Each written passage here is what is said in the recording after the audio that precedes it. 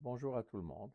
Aujourd'hui, c'est le 8 juillet 2025. C'est une très belle journée finalement, mais ils annoncent dans la semaine de la pluie. Bon, mais quand même, l'important c'est qu'il y ait du vent, parce qu'ici où j'habite à Place Diouville, il y a beaucoup de voitures qui passent, mais s'il n'y a pas de vent, ça devient une chambre à gaz.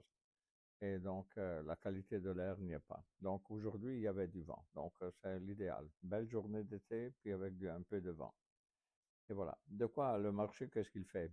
Rien de spécial. C'est une semaine un peu, on dirait, de vacances.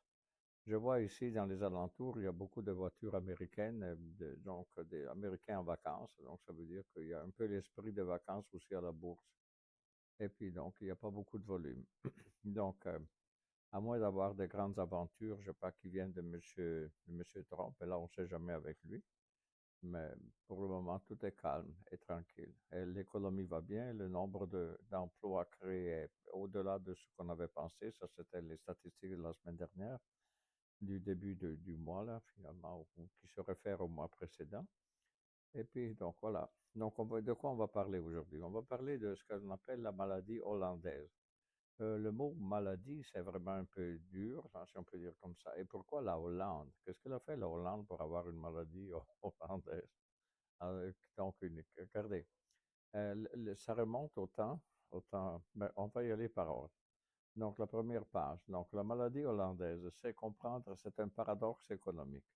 Et c'est euh, ça montre les effets de la rente sur l'économie. La rente sur l'économie, ça veut dire qu'un pays reçoit vraiment beaucoup d'argent de différentes devises parce qu'elle exporte quelque chose, mettons comme un produit naturel, et puis finalement, je retrouve plein d'argent, et puis de tous les pays. Ça fait monter la valeur de sa monnaie, et ça empêche finalement la production locale de n'importe quoi, que ce soit des chaises, des ordinateurs et tout ça. Ça devient trop cher pour être vendu à l'étranger. Et donc, ça crée des faillites finalement. Donc, trop d'argent, ça crée des faillites. Conclusion, c'est ça. Donc, si vous allez à la page 3, à la page 3, ils vous disent la définition. Donc, la maladie désigne la désindustrialisation d'une économie nationale suite à l'exploitation massive de ressources naturelles. Donc, c'est l'origine. Le terme est apparu dans les années 70 après la découverte de gaz naturel aux Pays-Bas. C'est-à-dire, vous savez, les Pays-Bas, parfois, on ne sait pas trop où est l'océan, où est la terre. Et puis finalement, là, on a découvert du gaz naturel. Donc, qu'est-ce que l'a fait les Pays-Bas? Ben, ils ont vendu le gaz naturel dans le monde. Qu'est-ce que ça a donné? La suite, à la page 4.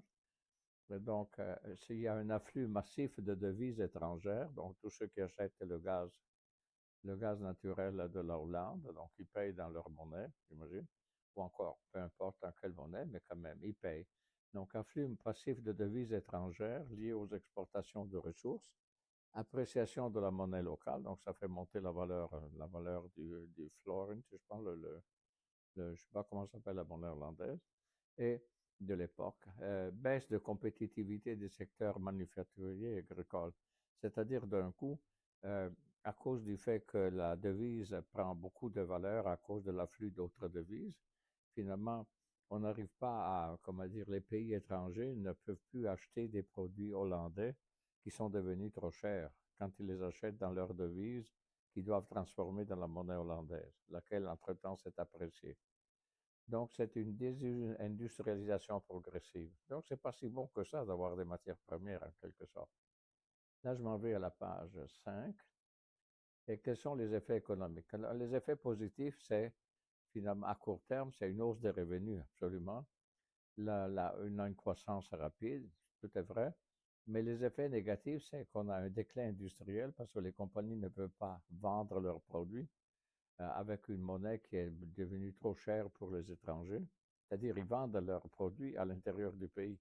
Mais exporter le produit, c'est ça le problème. Il faut que les étrangers le payent dans la monnaie du pays de la Hollande. Mais entre-temps, cette devise a pris de la valeur et donc ça finit pour coûter trop cher. Donc, ils n'achètent pas. Donc, ça crée du chômage, comme il dit, structurel et c'est la vulnérabilité, finalement, des chocs externes. Par contre, et je vais chercher une page dans laquelle il va vous donner quelques exemples. Voici les exemples historiques. Nous sommes à la page 6. Donc, les Pays-Bas, donc c'est le cas.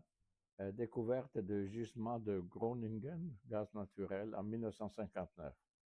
Un cas semblable, vous l'avez au Nigeria, où il y a un boom pétrolier des années 70 suivi d'un déclin du secteur agricole. Au Venezuela, ben, la dépendance au pétrole et la désindustrialisation, c'est-à-dire il n'y a pas un produit vénézuélien qu'on pourrait acheter, parce que d'un côté, ça coûte trop cher dans leur devise, et puis finalement, enfin, toutes sortes de problèmes, comme on l'a déjà dit. Et le Canada aussi, en quelque sorte, vous avez des effets régionaux liés au sable bituminé. Par exemple, vous avez dans le cas de l'Alberta, dans le nord de l'Alberta ou dans le nord de la British Columbia, vous avez des sables bitumineux, lesquels rapportent tellement que finalement, toute autre industrie devient comment dire, incapable de surmonter